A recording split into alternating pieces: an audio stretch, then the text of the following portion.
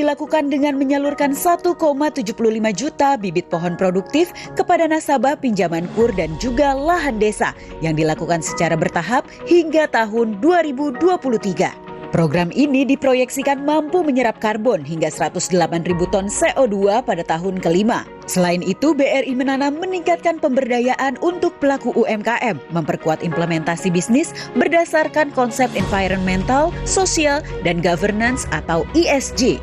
Penyaluran bibit pohon ini dijalankan oleh 799 BRI unit, 236 branch office, dan 17 regional office BRI di berbagai wilayah di Indonesia. Dengan adanya program BRI Menanam, alhamdulillah desa kami telah dibantu beberapa buah atau pohon yang semoga dengan program BRI Menanam, lingkungan khususnya Banyarwangi umumnya Indonesia menjadi hijau. Terima kasih kepada BRI Menanam.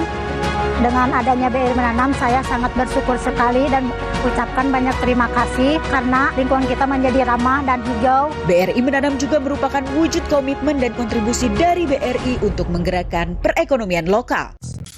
Mau yang baru dan tetap 1 meter?